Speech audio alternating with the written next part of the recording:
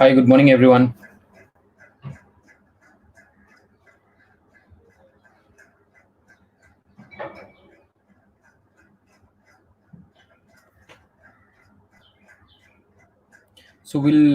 There's still time to start. We'll wait for a couple of minutes, let's say 3, 4 more minutes. We'll let others join and then we can get started. Okay.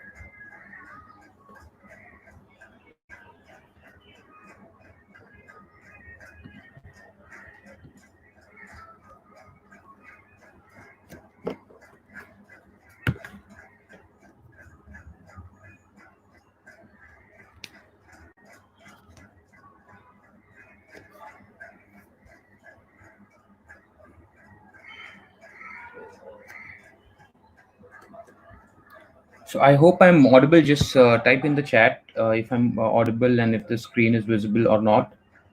And then maybe in a minute, 1 more minute, we'll wait for.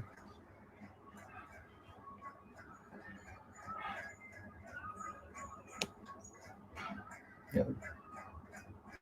We can get started in a minute then.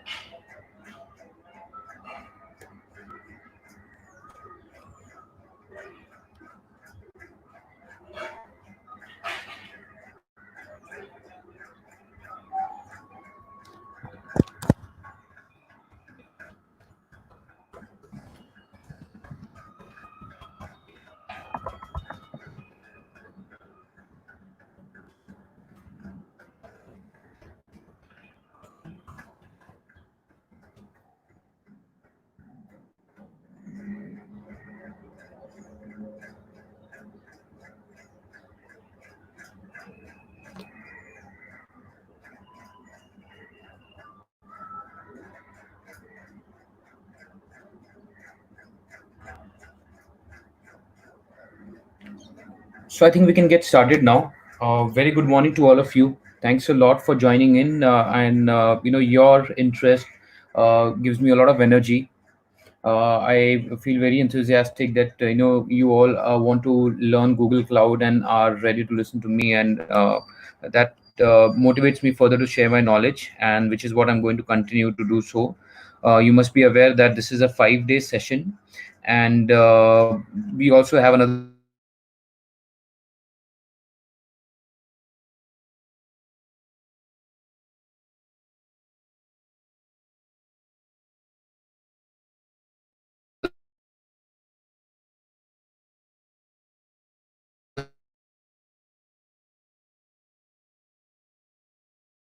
session on fundamentals of Azure Cloud.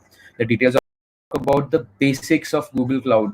The intention of this session is to make sure that if there's someone who is beginning onto the cloud, who are new to the cloud, or if there's someone who are already working on cloud, probably not Google Cloud, but let's say AWS or Azure, then it should be beneficial for all of them. Which is why a couple of slides at the beginning will be completely focused upon some of the basics, like what is public cloud, and we'll try to build that base, we'll build that foundation so that everybody becomes comfortable, the ones who have not worked on public cloud. And of course, for the ones who are already working on this, who are experienced and professionals and into sales and solutioning of public cloud platform, they can add their comments, they can add their views in the chat box, so that it's a knowledge sharing with everyone else, right? Before we begin, just a quick introduction about myself. My name is Amit Kumar Pandey, and I have more than a decade of experience in infrastructure and solutioning and planning for large enterprises. I have been helping my clients in adopting, managing, and optimizing infrastructure on public cloud platform, largely on AWS, but I have experience on other public cloud platform as well. Um, right. The agenda of the workshop, although I mentioned that this is focused completely on the fundamentals, I'd like to still list down what components or what sections of Google Cloud Platform we will be covering in the due course of these five sessions, which is spread across 5 days. Today, which is day one, we are going to just get an overview of what Google Cloud Platform is, what are its basic offerings, and it's the global construct of Google Cloud Platform, some of the logical constructs of Google Cloud Platform, some of the commonly used services. One thing I'd like to mention, that today I will not be covering in depth about any of the services. It will just be an introduction of what a particular service is, what is its name, and what does it do, what is the purpose of that. But on the other days, starting from day 2, we will deep dive into it. And when I say deep dive, I'm not going to do any hands-on. This is not a hands-on session. I will deep dive into the use cases, so that there is a good understanding of what that service does, and at the same time, where is it that we have to apply that particular service. That's very important to understand, that if there's a particular service provided by Google Cloud Platform, what is the use case associated to that. And I'll try to cite as many real life examples as possible basis my experience on other cloud platforms. I'll try to relate it with that. Of course, I'll make sure that I do not use the terms and terminologies of other cloud platforms, otherwise it will create confusion. But I will certainly make sure that you get good relevant examples, relevant use cases, so that you can grasp all the concepts properly. So day 2 will be focused completely on Google Cloud Platform compute services. Day 3 will be focused upon the networking services. Day 4, I'll cover about storages, then security and identity, and day 6, I will talk about databases. On day 6, I will also try to focus upon some of we can pick up a use case of an e-commerce platform. And as we progress from day 2 to day 6, we will see that how that e-commerce platform gets built up. I will try to show you a solution architecture. Of course, it will not be the full-fledged architecture, because there are many components that has to be put in place before an infrastructure goes live. But I'll try to put together the basic components, the components that we are discussing here, which we will be discussing in the coming 5 days. I will try to put together those blocks and see how is it that we build an architecture on cloud, right? So at the end of the day, we will at the end of every day, we will see some blocks being put in that particular architecture, and last day we should see a full-fledged e-commerce platform. Okay. I'll just a quick reminder that there will be no hands-on labs here. We will be covering everything theoretically, but yes, from real life examples, from use case perspective, we'll try to go as deep as possible. Okay. Here you can see there's a link. If there's someone who doesn't have the links for the other sessions, you can go to this link and you can find the links for day 2 to day 6, right? So day one about the workshop is what I've already covered. The next that we are going to cover about is very briefly we'll understand public cloud. As I said, we might have audience who are new to public cloud platform, and so I want to make sure that there is a fair understanding of public cloud platform and what are its offering before we jump on to the next section, which is GCP, Google Cloud Platform Global Infrastructure, and then we will focus upon Google Cloud Platform services, an overview of the services, and not a deep dive discussion. And finally, the last 10 minutes, I will focus upon why we should learn cloud, and particularly why GCP, right? We will talk about certifications and things of that sort. Okay. So, what is a public cloud platform? So before I answer that question, I'd like to put together the building blocks of a data center. Data center is a place wherein you have your servers, your storage, and everything hosted, so that you can install your application, build your application, on top of that infrastructure, and host it for your customers, probably a B2B or a B2C, right? So, what is it that a data center is made up of?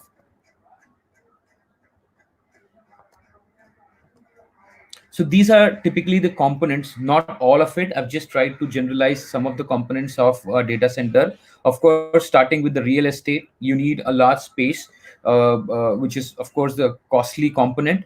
Then you need servers, you need switches and routers for your networking, you need firewall for your security, you need storage wherein you can store your data. Then there's a need for power, cooling, and then, yes, physical security is also equally required to be invested. So these are some of the basic building blocks of a data center, right? Now the question is, if this is data center, what is a public cloud made up of? It is pretty much the same thing. Trust me, there is no difference in the way a cloud is constructed. These basic components will still be there: the real estate, the servers, storages, powers, and cooling, and all your security and networking components. But there are the way it is used, right? The way it is served is what differentiates it. So there are 5 parameters which differentiates a cloud. Why is it that we call it a public cloud? So there's this National Institute of Standards and Technology, which says that if there is any data center which provides you these 5 features, we can call it a public cloud, right? So if the data center has the ability to provide services. When I say services, I'm talking about servers, I'm talking about storage, I'm talking about your networking components and security components. If the data center or if the infrastructure provider is able to give you this service, self-service and on demand, whenever you need it, you will get it. You need not invest upfront. You need not procure the hardware, connect it, build, and install all the components and then start using it. You should be able to get everything on demand and in a self-service mode, which is the most important factor. You should have a console, you should have a self-service portal wherein you can go, you can click, and just provision the services. So if it should provide an on-demand and self-service for your infrastructure requirements, one should be able to access it from anywhere. There shouldn't be a restriction in the way you access your infrastructure. Typically, when you have an on-premise infra, corporates or enterprises, they have to build a network connectivity with the data center so that their infrastructure users, the server owners, or the application owners are able to access it.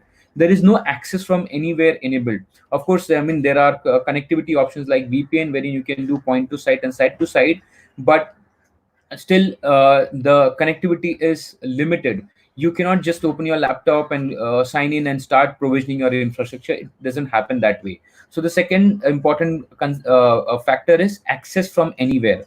The third is provider should have a pool of resources which is allocated to the customer, which means the provider does all the heavy investment, lift and shift, and builds the data center such that it has a large pool from which it will start giving away the resources to all their customers.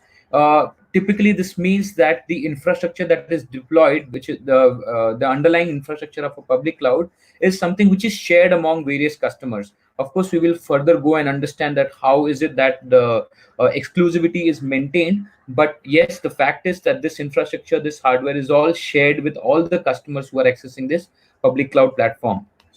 Fourth, another important, very important thing: elasticity, scale up and scale down. Now, look at a scenario wherein you have your own data center, or probably you have leased out from a colo provider. Elasticity is not that easy. You can always scale up, but scaling down is not an option, because when you want to scale up in infrastructure, you'll have to invest into it, procure additional hardware, or rather procure additional virtual machines from your colo provider. But then bringing it down dynamically is not an option there. You have to first raise a request to scale up, and then once your job is done, once you're let's say you're running a campaign or something, if that is over, then you have to again raise a request to scale it down, right? But there is no dynamic scaling up and scaling down, which is very much available on a public cloud platform. Fifth, the most important thing: pay only for what you use. This is like a utility service. Only when you use it, you're paying for it. It's not like a traditional data center. You see the differentiating point, that there has to be an upfront investment.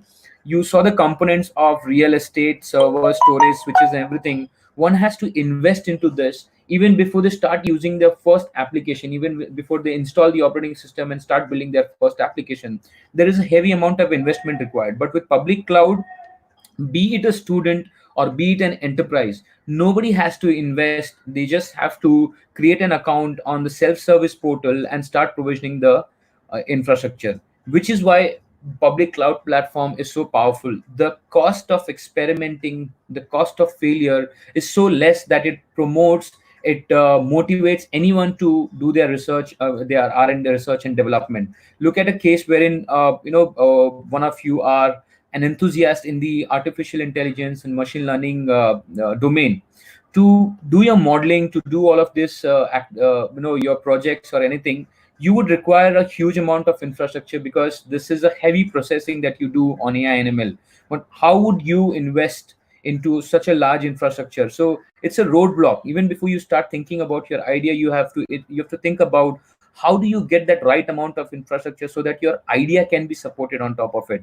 But with cloud, as I said sometime back, that be it a student or be it an enterprise, everyone has access to a state of art infrastructure without making any upfront payment. You go to the self-service portal, provision the service of your choice, do your experimentation. If it is successful, amazing. If it is not, just go ahead and delete all the infrastructure, and you don't have to pay even a single penny after you have deleted all your components that you had provisioned, right? So that's the power of public cloud. These are the differentiating factor. In a data center, you have to plan, you have to provision, you have to procure and invest heavily. Then the access is restricted to your enterprise network. You cannot just access from anywhere. Of course, I'm not talking about accessing your application. I'm talking about accessing the infrastructure that is restricted. And then this is a private infra, of course, not in the case of a colo provider. They also share the infrastructure. And then the scale up has to be planned. Scale down is not possible. Think of an enterprise which typically hosts its own data center.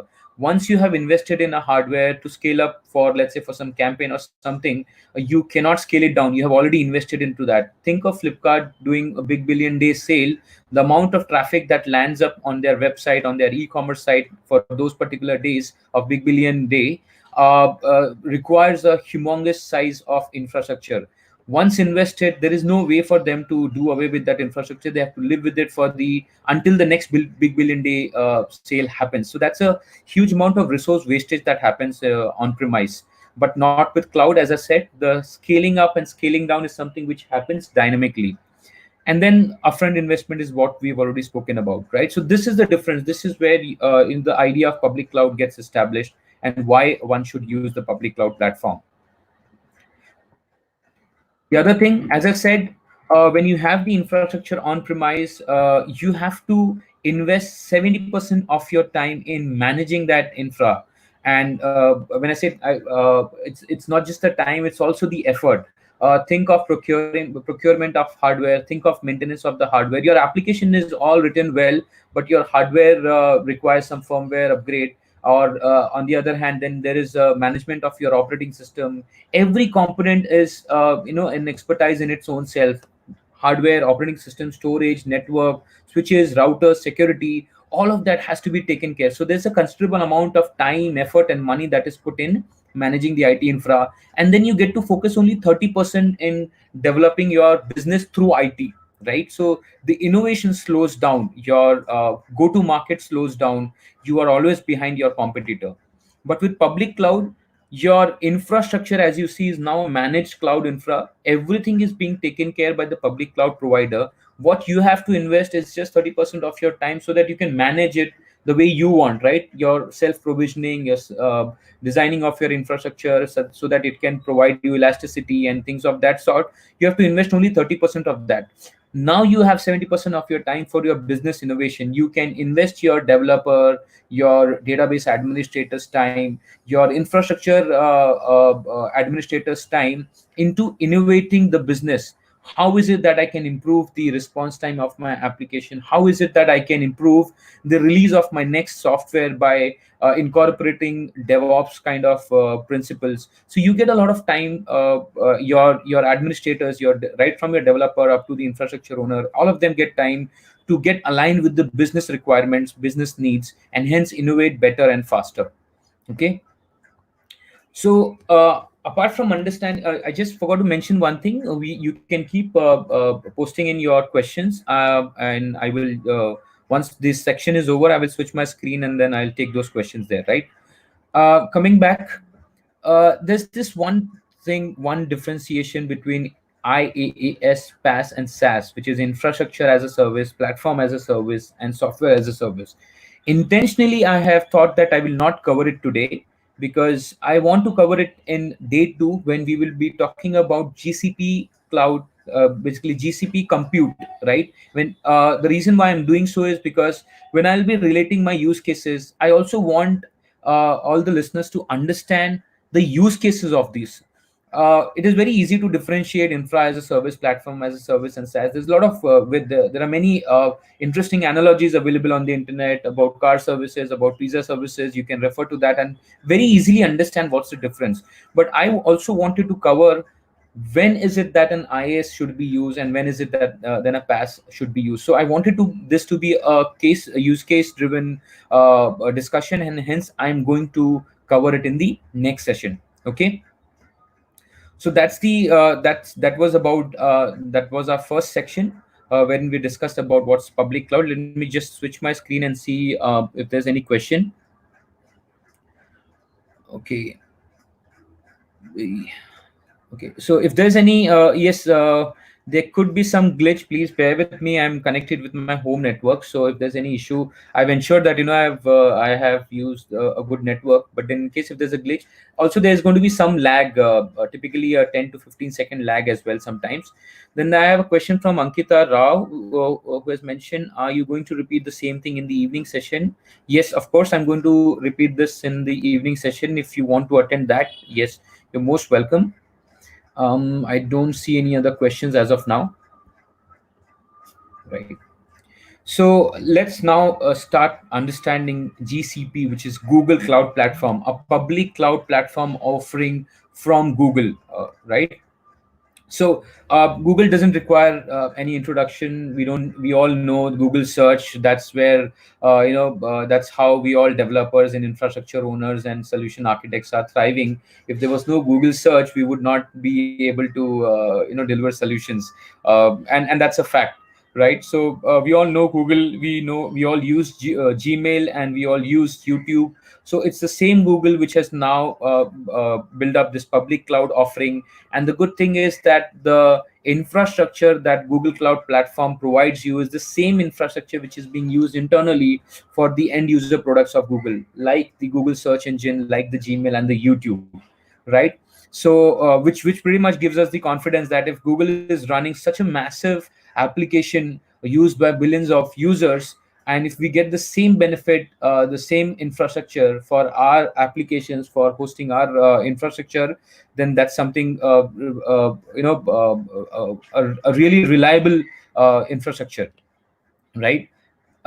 Then below, these are some of the recognitions for Google Cloud. They are the leader in the quadrant for artificial intelligence developer services.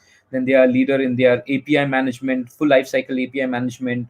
Then they are also being named as the leader in the cloud infrastructure as a service space. There are other competitors as well.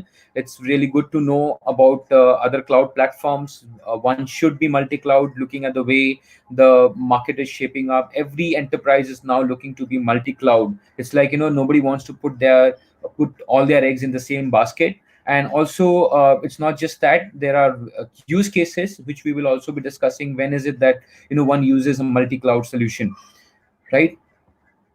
And then again, some facts and figures about Google Cloud Platform. They just this is the use cases. 8 out of top 10 telecom companies are using Google Cloud Platform, and then 5 of top 10 financial services are using Google Cloud Platform, so on and so forth, right? These are some use cases basically. How is this physical infrastructure constructed? Now this is a very good thing to know. We should all understand this.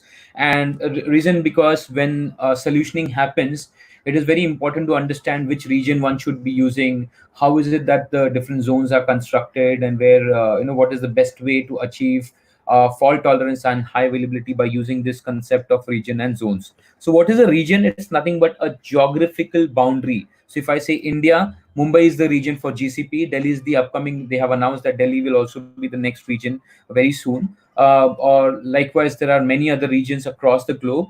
It's a geographical boundary wherein the global physical infrastructure of Google Cloud Platform will be hosted. Within a region is something which comprises of availability zone. Availability zone is nothing but cluster of data centers, right? The data center components that we saw. So it's those data centers. And the reason why we have this construct is because within a region we have the option to host our infrastructure in three different locations. These are literally three different locations connected with each other with a very low latency network, such that you can even run your database clusters. You can run highly available applications spread across these different data centers. Now this is something not really possible in the physical world. The amount of network bandwidth, the amount of designing that is required is something requires heavy investment. But all of this is being available all of this is being made available to the customer without any investment. As I mentioned, and I will keep repeating, that there's no upfront investment. The regions, the availability zones are all built by Google Cloud Platform. So the availability zone, as I said, are clusters of data centers, and they are all connected to each other through a low latency network. And you can deploy whenever you start deploying your infrastructure. You can choose any of these availability zones. Like for example, you can have one server in zone 1 and the other server in zone 2, and then each of them connected to each other to provide high availability and fault tolerance. Same with database. You can create your database clusters in between these two availability zones, right? So Google Cloud Platform has 23 such regions across the globe. You can see these blue dots. These are all live regions, and the white ones are the ones which are announced. Uh, uh, in India, there are two regions. One is Mumbai. Delhi is something which is announced and will be upcoming in sometime soon. Then 70 zones. Every region comprises of minimum three zones, right? So you have 70 such zone. Then there are 140 network edge location. What is this network edge location? We all use Netflix, YouTube. How is it that there isn't a buffering issue? Of course, I'm not talking about buffering because of our bandwidth at our homes and in our offices. But I mean, not office for Netflix, of course.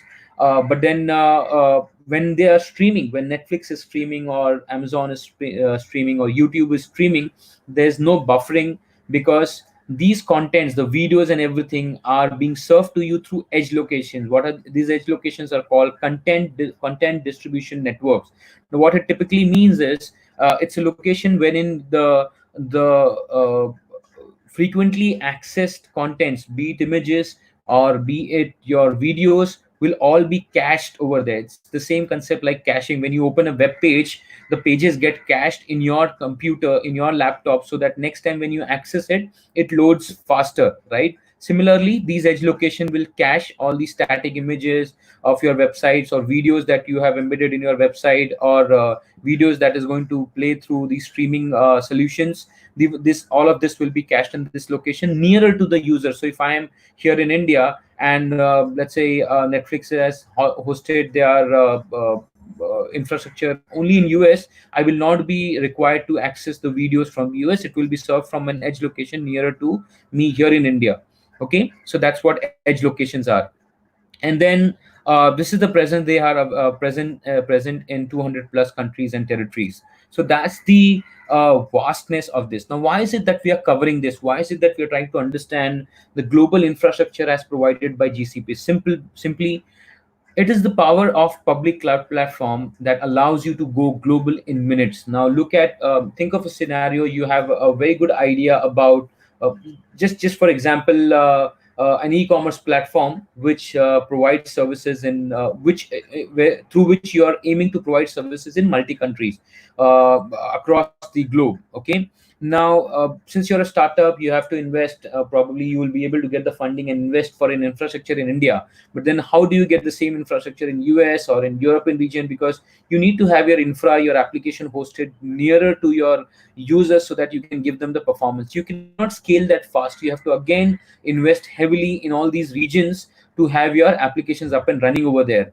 But with Google Cloud, or in fact, as a matter of fact, in any public cloud platform, you can go live in any region. When you go to the Google console, you can select the region wherein you want to start your service. So let's say, just for your experiment purpose, if you want to start a service, start a virtual machine in US region, you can just switch your screen, go and select the region and spin up an infrastructure over there. You can go globally in minutes. And this gives you the confidence that there are 23 regions and 70 zones, and 140 edge locations across the globe. You can choose any one of it depending upon where your user base is. Where is your user base, right? So that's the reason why we covered this.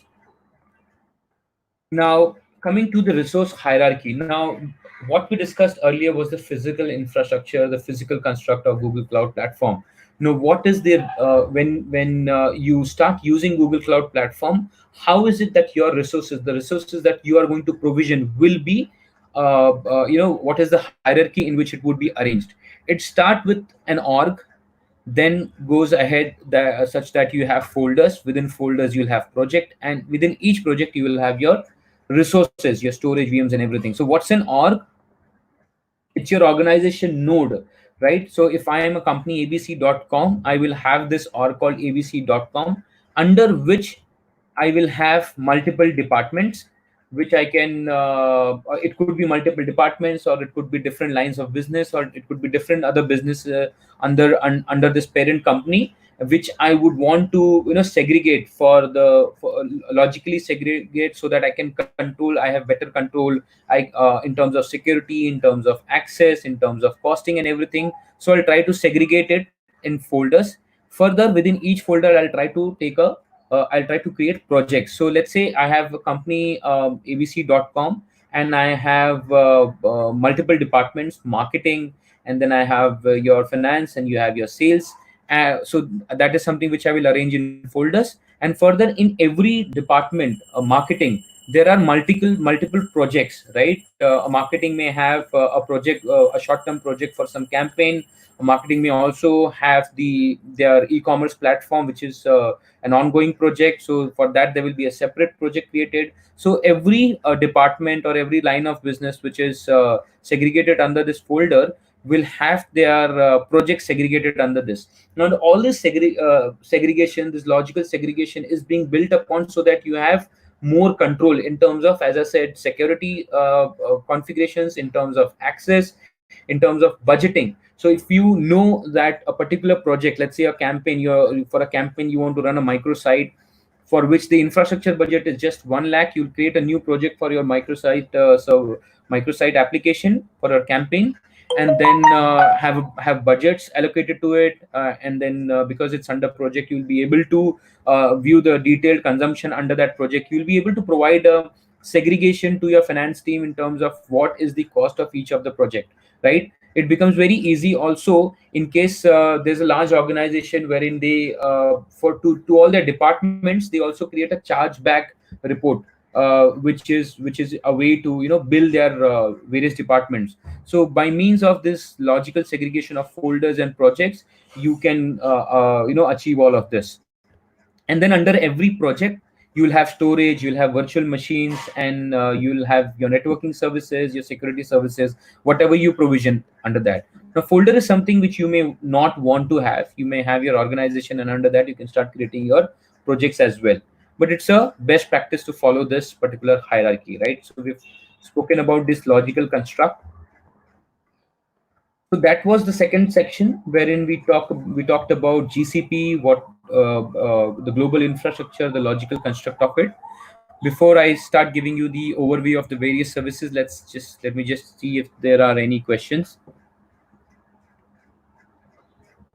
Okay, so there's a question about what from Debabrata Chakra. Sorry if I'm not reading your name correctly, Debabrata.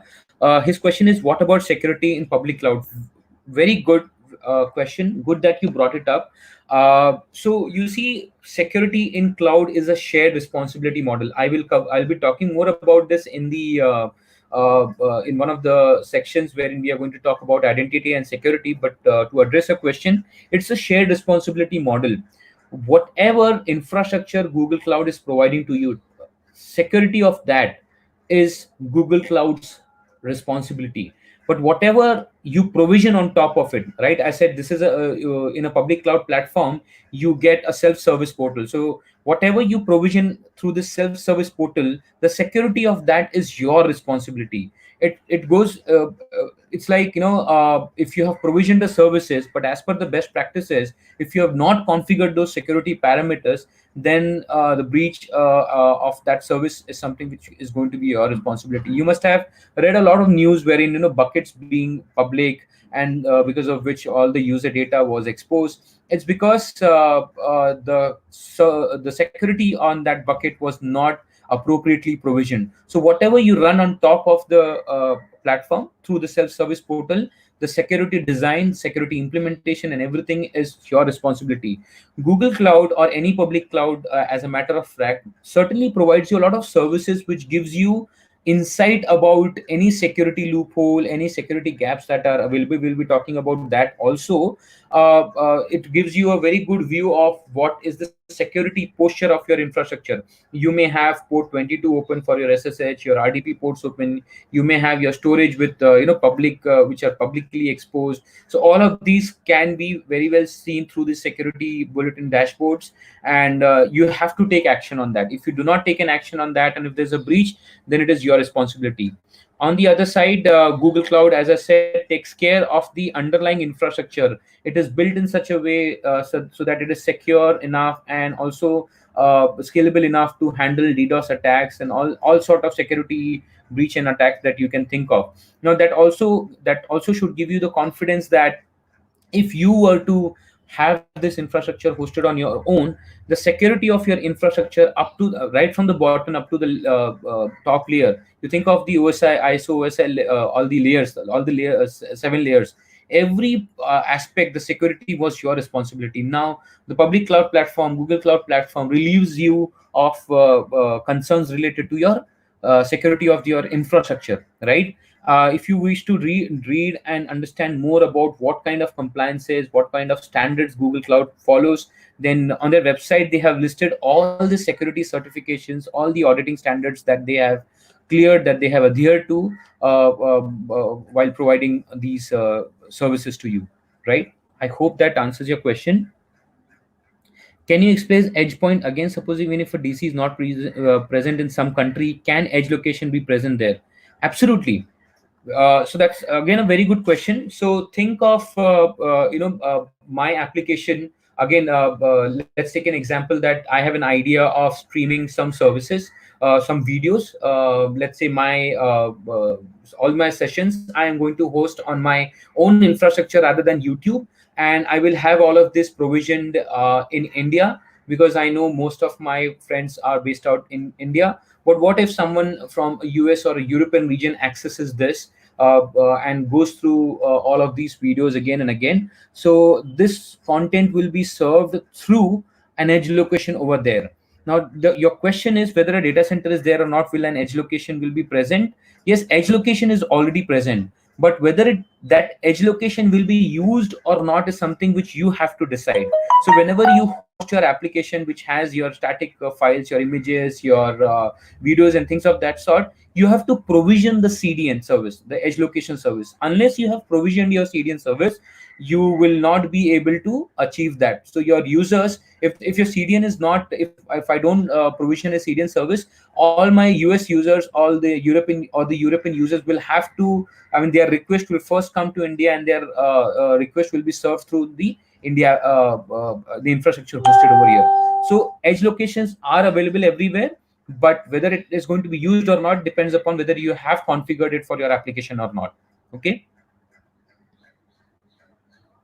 Is it modify after we set up our infra? So when you're saying set up our infrastructure, it means that setting up your servers, your storage, your networking components and security components on the Google Cloud. We are not talking. I just want to clarify that we're not talking about the infrastructure of the Google Cloud platform. We are talking about the infrastructure that we have provision on top of Google Cloud. Yes, absolutely. You can modify it any time. You and not just modify, you can scale up, you can scale down, you can provision, you can decommission and delete it completely, you can do whatever you want. Which is why, the security and all access and everything also becomes very critical, because here on Google Cloud platform, in fact I should say on public cloud platform, since everything is available through a self-service portal, if the security is not provisioned correctly, if you end up giving more access to an individual than the individual should have been having. We talk about role based access. If a role based access was not properly managed, maintained, you may never know that the other person will go ahead and simply delete your VMs. Of course, there are ways to ensure that the termination protection and things of that sort are available. But all I'm trying to say is, since this is all through a self-service portal, it is also easy to delete, right? So you can modify, you can make changes, and you can create and delete and things of that sort. So no more questions. Let's get started. So I'll just give you an overview of Google Cloud services. We'll quickly cover all of this. There are multiple services here. Compute engine. What's a compute engine? Your virtual machines, your machines on top of which you will install your operating system, and then further you will go ahead to install your applications and databases, and then start using it, right? So it's nothing but the virtual machines. And it is pretty much like having your own hardware or having your own virtual machine. So in Google Cloud, in GCP terms, it is called compute engine. Then there's something called as app engine. Now let's say if you do not want to manage your operating system or your VM, or, patching of that or anything of that sort, you just want to focus on developing your software, developing your application and managing only the package of it, right? You probably are a small company. Let's say you are just a developer and you do not have knowledge, and you do not have the right amount of experience that is required to design and implement and manage an infrastructure, the network and operating system and the servers and everything. It will become a challenging task for you. So for a developer, it's easier that they develop their application, put it in a package and run it in an app engine. Because when you say app engine, the operating system of it, the VM scalability, the networking component of it, everything is all managed by Google Cloud. That's why they call it as a platform as a service. So it's a platform as a service, which means a platform is provided to you. Let's say you want a Windows platform or a Linux platform, you will get it catered through App Engine. On top of that, you just go ahead and install your applications and your packages and start working on it. You don't have to worry about installing OS. You don't have to worry about patching the OS. You don't have to worry about availability of your VMs and things of that sort. So that is App Engine. Then you have a service called as Cloud Functions. Now it's the same thing, wherein you do not have to manage the infrastructure, and you can have functions being addressed by this cloud. When I say functions, you are actually running your code. Okay. The confusion typically is, if app engine is all about not using operating system and VMs and just focusing on your packages, your code, then what is it that function does differently? You see, an application, when it is developed, it has multiple functions defined under it.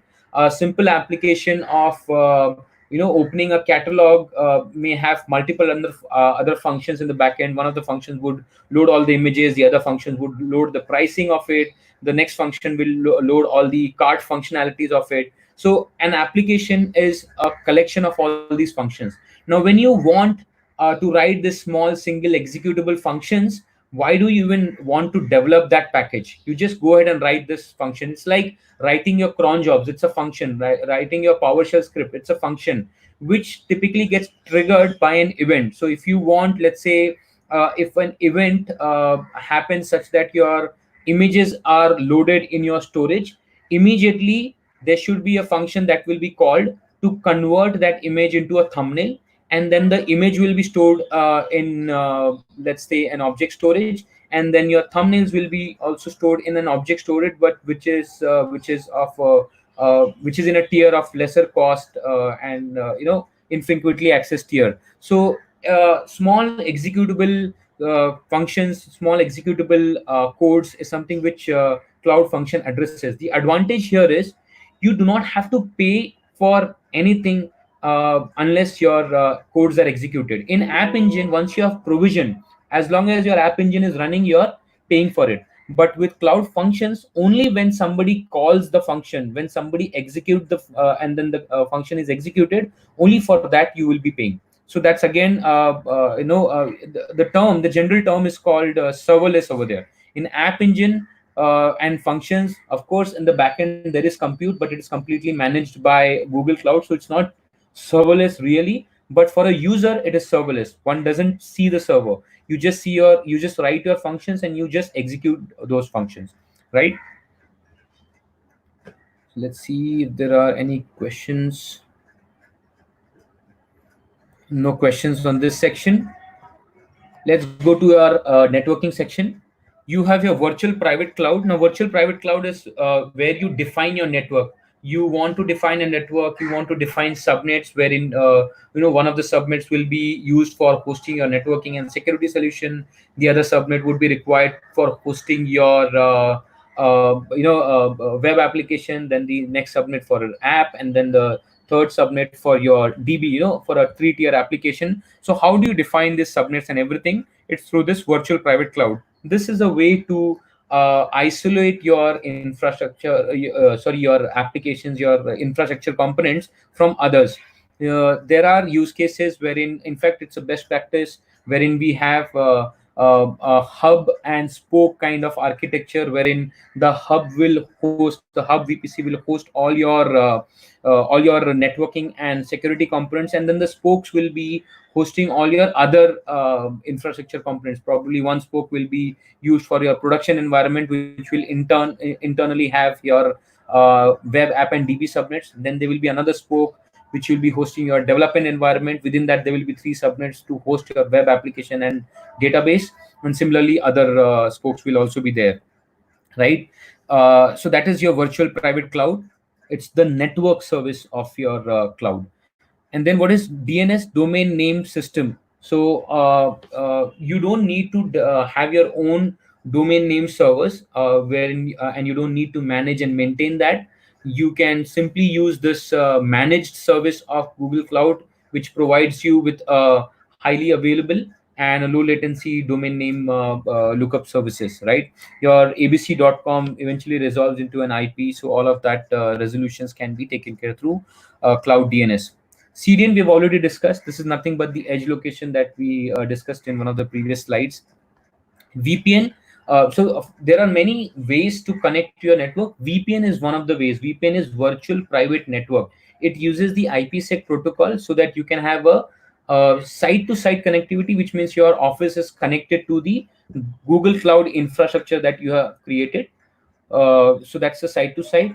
Then you can also achieve a point to site connectivity wherein your mobile users, your laptop users can connect to your Google Cloud infrastructure from anywhere, right? Of course, there will be authentication mechanism and methods, and all of this communication happens over the internet using a secure IPsec protocol.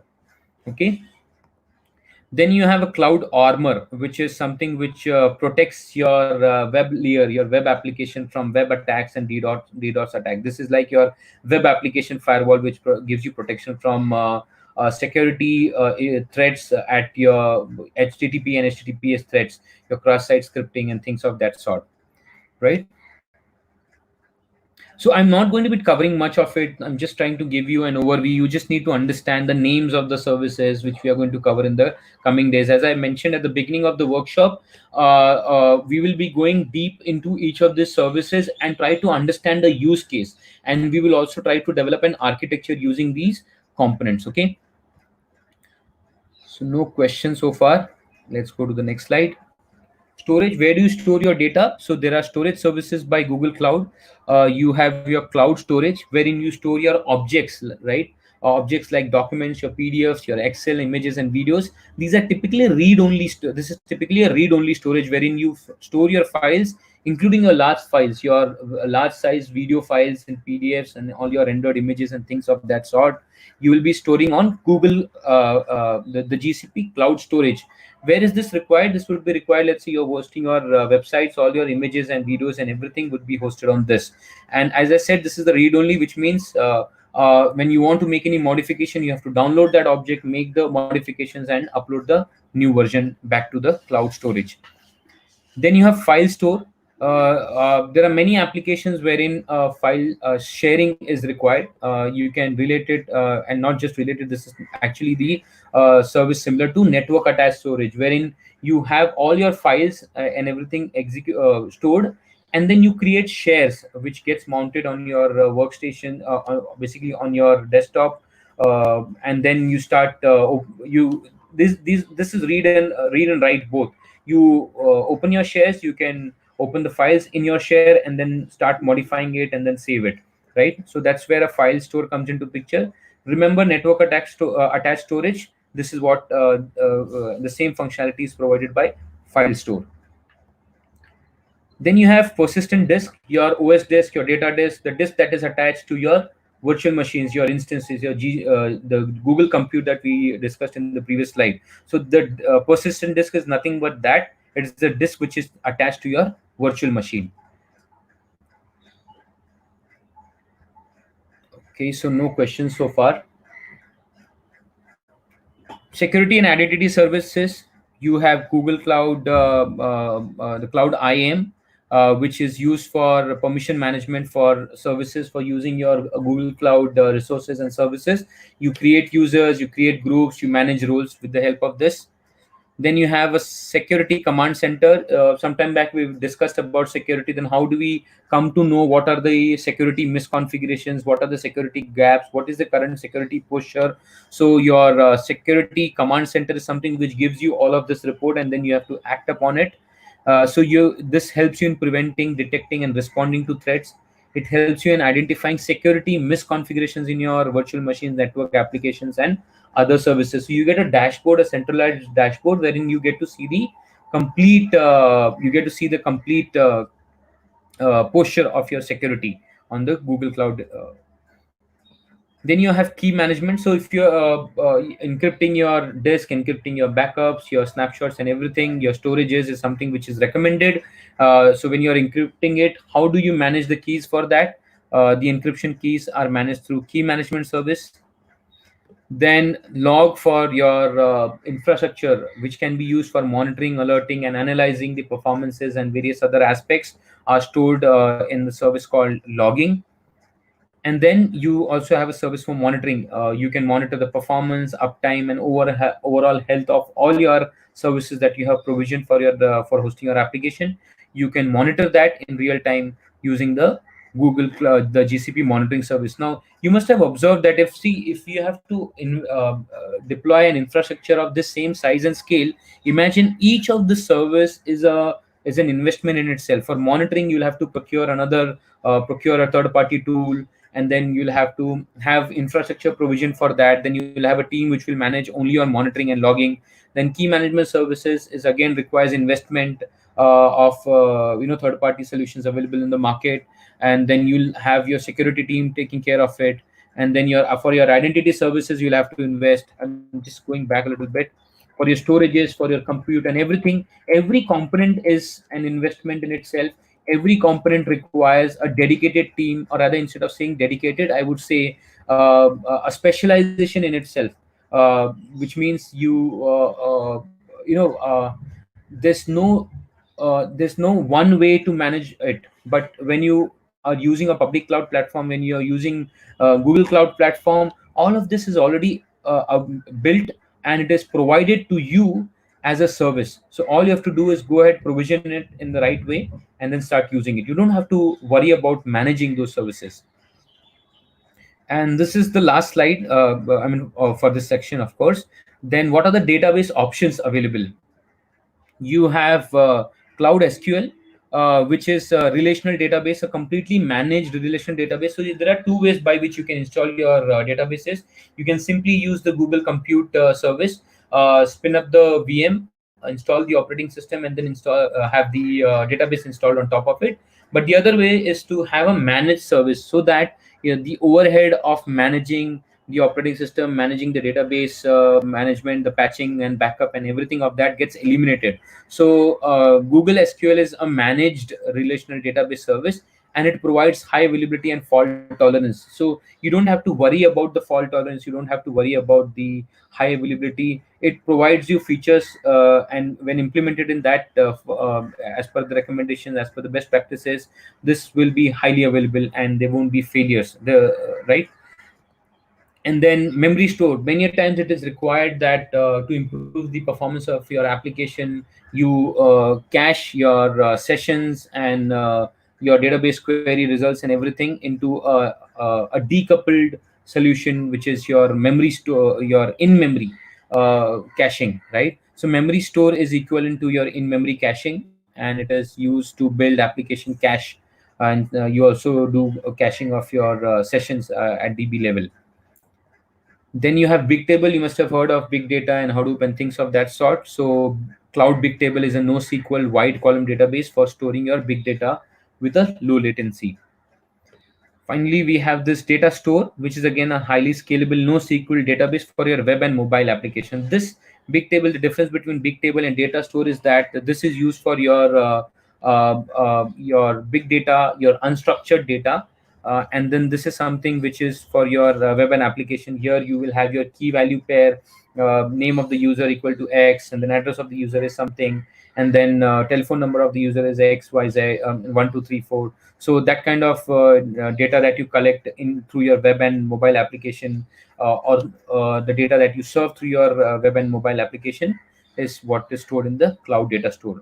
So that's the end of this particular section, wherein the intention was simply to understand what are some of the services. This is not all. There's an exhaustive list of services provided by Google Cloud. AIML, IoT, things of that sort is what we are not covering, but a lot of gaming services available. So I would recommend that you simply go ahead and generate, get a list of these services to understand what are the offerings, how wide and how deep the offerings are. But in the interest of time, we just had an overview of this. While on GCP, I think we are running out of time, so I will just quickly cover this part. But let me see.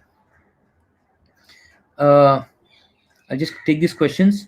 Amit, is there a choice in subscribing storage like Platinum Gold, which gives better storage performance? Yes. So what you mean to say is, do I have the option to choose storage such that there are different performance level and also different pricing level? Yes, there are ways you can choose between you have the option to move to an SSD storage in the persistent disk type, and then in the for the object storage you have different tiers which have different availability and durability SLAs, and also have different pricing. You can use that storage for your backup and archival as well. So that storage tiering, what you call platinum and gold, that kind of tiering is available. We'll be covering more in more detail on that as well, and it comes with different pricing also. There's another question from Gaurav. Is logging same as SIM? So it is different. So what logging I'm talking about over here is collecting your logs. SIM is something which typically focuses on event correlation. It is more of a security event correlation and things of that. Your incident and event management. Yes, these kind of services are available under the security umbrella of GCP, but the logging that we just mentioned, that is not the SIM service. So there's one question from Ankita. We need notes. I'm really sorry. I would have really loved to share the notes, but I have not created any notes or transcript for this. But this particular video will be available to you for your future reference, so you can go through that. Okay. Very quickly, we are running out of time, so I will just cover why learn cloud. So here's a graph. Again, this is based on a survey of World Economic Forum, and these are some of the top technologies which will be adopted by 2022 by almost all the enterprises. Right, cloud computing is one of them, and 72% of the enterprises are bound to adopt cloud computing. While on cloud, I will not talk much about it. These are some statistics that I've picked up from this recent article on Economic Times. There's just one thing before I end up and wrap this session I want to address. What is the COVID-19 impact on IT industry, and how is it that Google Cloud and public cloud is going to outshine in this crisis? Right? You see, in this COVID-19 situation, like every other warrior, IT professionals are also the warrior. They are keeping the lights on for all the applications, your healthcare applications, your other banking applications, your stock exchange. Everything is all running. It's because the IT workforce is still working. All my clients, I can give you examples of all my clients. All my clients who have moved onto the cloud today, they are not worried about availability of their infrastructure. Had it been hosted on premise, failure of their hardware, failure of the power, failure of the cooling would have created a huge challenge for them. But right now, all they had to do is enable work from home, again using services of cloud, wherein you can host your virtual desktops. They enabled all their developers and other, database owners and developers and everyone to work from home by using the cloud services. And since the infrastructure is hosted on cloud, they can access it from everywhere, anywhere, through point to site connectivity, and they are able to continue with their development, continue with the roadmap that they had, and continue to support and keep the applications up and running. Which only means that post this, we are very slowly turning back, coming back to normalcy across the globe. Lockdowns are being lifted in India also. Very soon the lockdown will be lifted up, and then organizations, as they normalize their business operations, they will very aggressively start considering cloud platform than ever. Not I'm not saying that the public cloud platform adoption hasn't happened, but it will get accelerated. It will be more aggressively adopted, because now everyone has understood the importance of accessing infrastructure from anywhere. They also have understood that when you have your applications hosted on the cloud, one doesn't have to really worry about the availability, the fault tolerance, and things of that sort, right? So that's the impact of COVID-19. Of course, all the industries are affected, but this is one way which will help them save the cost. During this lockdown, there are some businesses, there are certain industries which have been badly hit. And because they had their infrastructure hosted on the cloud, they took a decision to scale it down or shut it down completely, and they are not paying anything for their IT operations, anything for their IT infrastructure. So that clearly explains how flexible a cloud platform is, right? So this is one thing that I wanted to cover. And Q&A we were taking. Okay, so I think we have covered all the question. So do tune in the evening session as well. I will be covering the same section. If you have any of your friends who have missed it, please pass on the message that evening from 6 to 7 we will be covering the same section. Just last few sentences. Tomorrow we will start doing a deep dive in each of the services: your compute, your storage, your databases, networking, and security. And we will understand it from a use case perspective. What is the use case of each of the services, so that you are better able to relate and retain that. Okay, so looking forward to you all. Let's meet tomorrow. And if you want to do a revision, you can join in the evening session as well. Thank you very much. It's a great support to me. Have a great rest of the day. Bye bye.